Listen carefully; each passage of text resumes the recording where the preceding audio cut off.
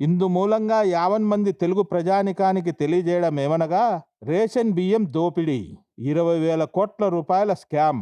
మీ ఇంటికి రావాల్సిన రేషన్ బియ్యం ఆఫ్రికాకు ఎలా వెళ్తున్నాయి? నెలకు 20,000 కోట్ల రూపాయలు దోపిడీ ఎలా జరుగుతోంది? ప్రొద్దుటూరు మాజీ ఎమ్మెల్యే రాచమల్లు శివప్రసాద్ రెడ్డి గారు బయటపెట్టిన సంచలన నిజాలు ఇవే. పేదలకిచ్చే బియ్యాన్ని కార్డుదారుల నుంచి కేవలం 10 రూపాయలకే కొంటున్నారు.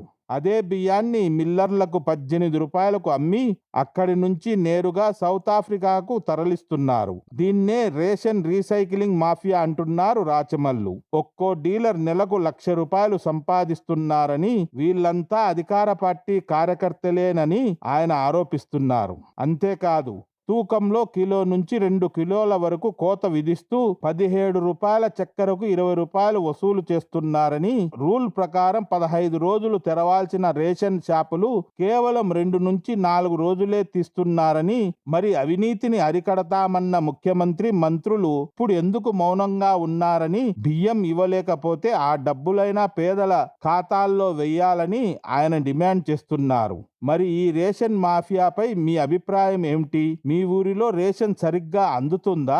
కామెంట్ చేయండి. మరిన్ని అప్డేట్స్ కోసం మన ఛానల్ను ఇప్పుడే సబ్స్క్రైబ్ చేసుకోండి.